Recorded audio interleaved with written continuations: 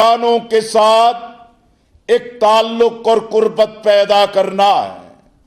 اس لیے میرے عزیزوں، ہمارے پیش نظر ہے خواتین آبادی کا نصف ہیں، نوجوان آبادی کا اہم ترین حصہ ہے، طلباء ہیں، طالبات ہیں، کسان ہیں، مزدور ہیں، جو آبادی کا اہم ترین حصہ ہے۔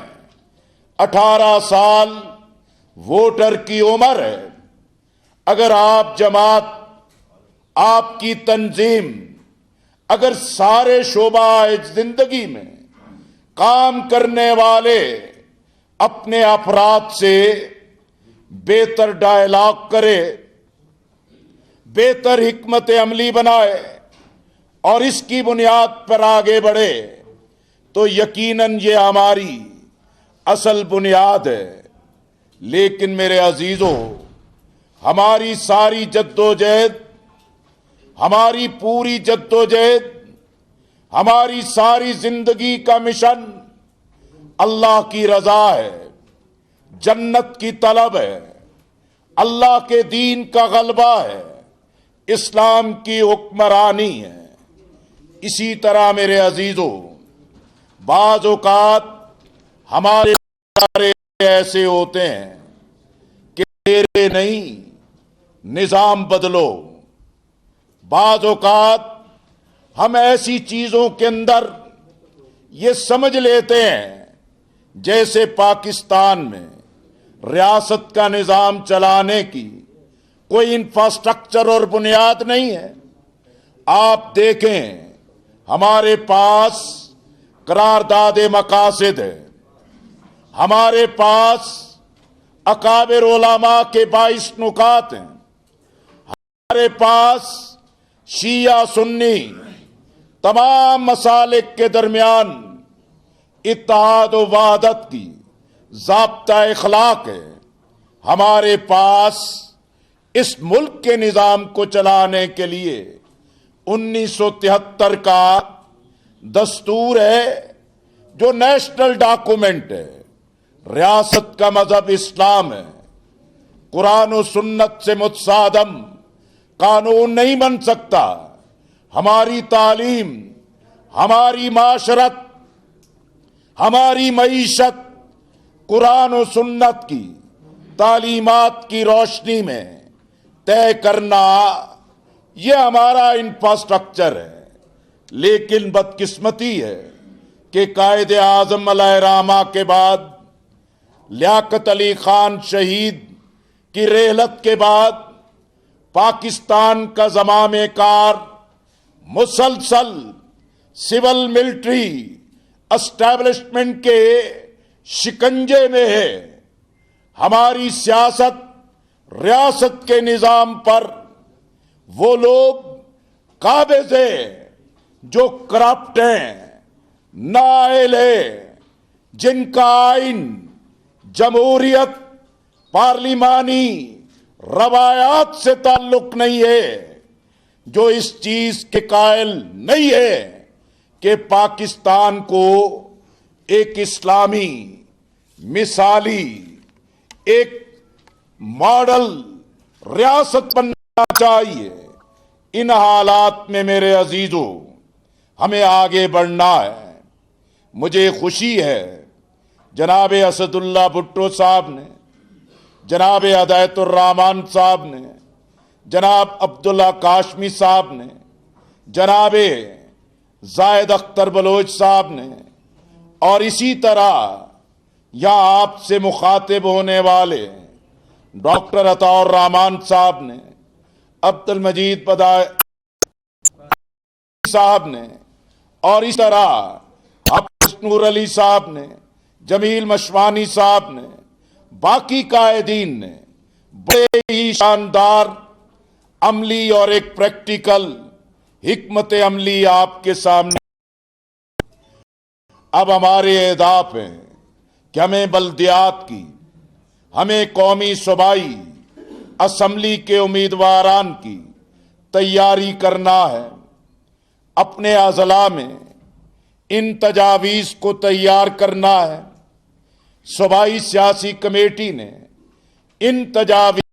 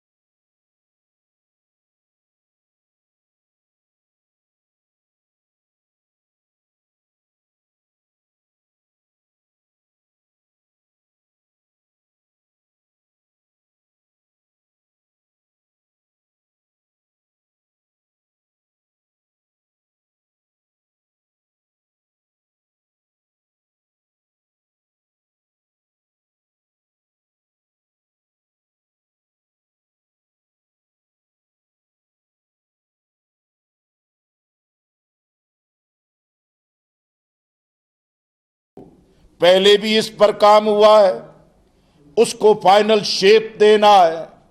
सूबाई पार्लिमानी बोर्ड एक कट ऑफ डेट तय करे और हतमी फैसला करे और मरकजी पार्लिमानी बोर्ड के पास इसे लाया जाए। हमने तय किया है हमारा वोट बैंक 50 लाख पूरे मुल्क में होना चाहिए। जायद अख्तर साहब ने 5 लाख वोट तराजू पर बलोचिस्तान में अपना टारगेट आपके सामने रखा है। मुझे मालूम है कि पार्लियामेंट में, असेंबलियों में सीटों की अहमियत है, नुमाइंदगी की अहमियत है, लेकिन एक पार्टी के लिए वोट बैंक की बेपनाह अहमियत होती है। आप देखें, ये तहरीके लब्बैक एक सीट कौमी असेंबली, लेकिन 21 लाख वोट लिए आज उस वोट बैंक की पाकिस्तान के अंदर एक धमक है, एक अहमियत है। इसलिए मैं ये समझता हूं कि अगर आप सूबे की सतह पर, अजला की सतह पर काम शुरू करें और यहीं से अगर शुरू करें कि हमें चंद सीटों पर, हमें महदूद सीटों पर हिस्सा लेना है, तो ये आपकी हिकमत अमली से मुताबिकत नहीं रखती। हमें तमाम कौमी असेंबली, तमाम सूबाई असेंबली के हलकों में अपने उम्मीदवारान तराजू निशान पर लाना है। बाकी ये हिकमत अमली आपका अपना सूबा खुद इन चीजों को तय कर लेगा। अब ये कोई डर और दिखावा नहीं है कि कल कोई इत्तेहाद बन जाए तो हमारे लोगों को बिठा दिया जाए, ऐसा मामला नहीं है। अपने आप पर कामिल यकीन पैदा करें, एतमाद पैदा करें। अब आपके पास ये पूरा मैदान है। जाके हुक्म जारी किया कि समोसे लाओ, और खरगोश गया और समोसे ले आया, साथ दोनों चटनियां भी ले आया। और फिर जो है कि उसने कहा कि आ गए हो? मैं क्या आ गया हूं जी। समोसे कहाँ हैं? उन्होंने कहा ये हैं जी। चटनी कहाँ है? ये है जी। सामने रख के पूछा और दूसरी चटनी कहाँ है? उसने वो भी पेश कर दी। अब बंदर समोसे भी खा गया, चटनियां भी खा गया, आखिर पे फिर पूछता है कि वो टोपी क्यों नहीं पहनी, और फिर 2 टिका दी। हमारा हाल भी यही है। लाख तकरीरें करें, लाख हम सारी बातें करें, आखिर पे फिर कोई ना कोना निकाल के हालात को खराब कर लेते हैं। खुदारा इन कजबैसियों से निकलें, दिलों को जोड़ें, बाहमी एतमाद पैदा करें, बाहमी एहतराम पैदा करें, अपने अंदर वुसअत पैदा करें, इस चैलेंज को कबूल करें और आगे बढ़ें।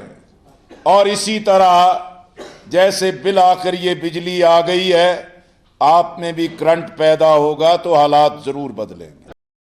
मैं आखिर में आपसे यही अर्ज करना चाहता हूं कि सवालात होते हैं कि सेनेट का इंतखाब हुआ है। सेनेट के इंतखाब में जमात इस्लामी की हिकमत अमली बहुत वाज़ेह थी कि हमने केपीके की बुनियाद पर एक अपनी तरतीब लगाई और बहुत अच्छी रही। हमने सेनेट के चेयरमैन, हमने सिंध असम्बली, कौमी असम्बली में वोट नहीं दिया, अपनी आज़ाद हैसियत को बरकरार रखा। सेनेट में हमने सेनेट चेयरमैन को लिख कर दिया कि हम अपोजिशन सीटों पर बैठेंगे, लेकिन मुस्लिम लीग नून और पीपल्स पार्टी में दरार पड़ गई। पीपल्स पार्टी ने अपनी तादाद के मुताबिक अपोजिशन लीडर के लिए कह दिया। पाकिस्तान मुस्लिम लीग नून सोचती रही कि शायद जरदारी नवाज शरीफ से बात कर लेंगे तो इस तरह काम बन जाएगा, और वो अपनी तहरीर के साथ سینٹ میں نہیں آئے، حکومت کی بھی بدنیتی تھی، سینٹ چیئرمین کی بھی، کہ انہوں نے یک لخت لیڈر کے لیے نوٹیفیکیشن جاری کر دیا، اور جو اپوزیشن بینچوں پر لکھا تھا وہ ایک ہی کھاتے میں ڈال دیا۔ اور یہ آپ طے کر لیں، سمجھ لیں، ہم اپوزیشن میں ہیں، ہم پیپلز پارٹی اور مسلم لیگ کے پابند نہیں ہیں، ہم انشاءاللہ ماضی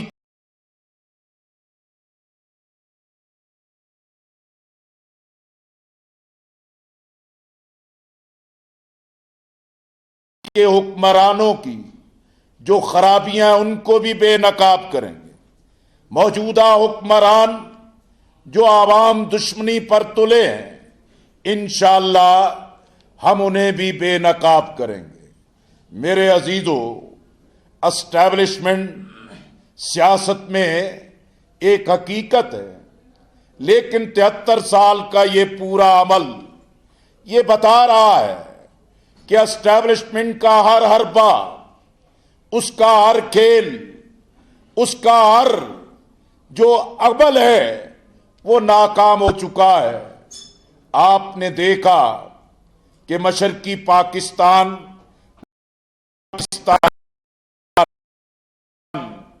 یایان دراڑ پیدا کی، اور اس دراڑ پہ وہ چاہتے تھے کہ اسٹیبلشمنٹ بالادست رہے اور صدارت کی کرسی پر یایا خان بیٹھا رہے، لیکن وہ نتیجہ پاکستان کو دو ٹکڑے کرنے کا باعث بنا۔ آپ نے دیکھا ذوالفقار علی بھٹو ایک پاپولر لیڈر بنے، اینٹی بھٹو ایک ماحول بنایا گیا، اور نواز شریف ابھر کر سامنے آ گئے، لیکن پھر نواز شریف سے ناراضگی پیدا ہوئی تو بے نظیر بھٹو کی صورت میں عورت کی حکمرانی کے باوجود اس کا سورج طلوع کر دیا گیا۔ لیکن جب یہ سارے مورے عملاً ناکام ہو گئے، اب پی ٹی آئی کی سرپرستی کر کے پھر اقتدار پر براجمان ہے، لیکن اس مختصر مدت میں پی ٹی آئی کی نااہلی اور ناکامی نے اب اسٹیبلشمنٹ کو دیوار سے لگایا ہے۔ اسٹیبلشمنٹ اس وقت تنہا ہے، اور 22 کروڑ عوام اپنی ایک آزاد رائے رکھتے ہیں، اور پبلک اوپینین سروے بتا رہا ہے کہ عوام کی ایک بڑی تعداد حالات سے مایوس ہو کر لا تعلق ہو رہی ہے، غیر جانبدار ہو رہی ہے، اور یہی حالات سیاست میں خلا پیدا کرتے ہیں۔ اس لیے میرے عزیزو، اللہ نے جو ہمیں صلاحیت دی ہے، اللہ نے جو ہمیں ہمت دی ہے، ہم اپنے مال، اپنے وسائل، اپنے وقت اور اپنی صلاحیتوں کے ساتھ اس پورے میدان میں اپنے آپ کو کھپا دیں۔ اور میں آپ کو یہی توجہ دلانا چاہتا ہوں، پالیسی ساز ادارہ حکمت عملی طے کرتا ہے، لیکن نیچے بیٹھ کے ہم اس کے بخیے ادھیڑے، ہم اس کے تجزیے کریں، عمل کرنے کی بجائے فرار کے راستے تلاش کریں، تو یہ نظریاتی تحریکوں، منظم تحریکوں، ڈیموکریٹک نارمز رکھنے والی تحریک پالیسی کے مطابق وہ بلدیات کا دائرہ ہے، قومی صوبائی کی سطح کا دائرہ ہے، عوام سے رابطے کا دائرہ ہے، مؤثر لوگوں کو قریب لانے کا دائرہ ہے۔ لیکن یہ اسی صورت میں ہوگا، گلیوں سے، چوراہوں سے، چائے خانوں سے، جہاں بھی عوام رہتے ہیں وہاں آپ موجود ہوں اور جماعت کے حق میں آواز اٹھے۔ یہ ترکی میں ایک بڑا انقلاب برپا ہوا، سیکولر آئین تھا، अतात कमाल अतातुर्क के दौर का एक फौजी बालादस्ती का दौर था और पूरा media, print media, electronic media उनके खिलाफ था। लेकिन नजमुद्दीन अरबकान रहमतुल्लाह अलैह की क़यादत में मुसलसल जद्दोजहद हुई। कई पार्टियों पे पाबंदी लगी, अरबकान साहब पर पाबंदी लगी, जेल की सलाखों के पीछे गए। लेकिन बिल आखिर जब नजमुद्दीन अरबकान की पार्टी कामयाब हुई और कामयाबी के ऐलान के बाद वो इंटरनेशनल नेशनल मीडिया के सामने बैठे, सहाफियों ने सवाल किया कि ये आपने क्या मोजज़ा कर दिया है, ये क्या कमाल कर दिया है। 40 electronic media channel, 46 print media अखबारात आपके खिलाफ बरसरे पैकार थे, आपने इन सबको कैसे शिकस्त दी है। नजमुद्दीन अरबकान ने कहा कि ये हमने नहीं, ये अल्लाह की मदद है, ये कारकुनान की मेहनत है कि कारकुनान एक एक घर पर,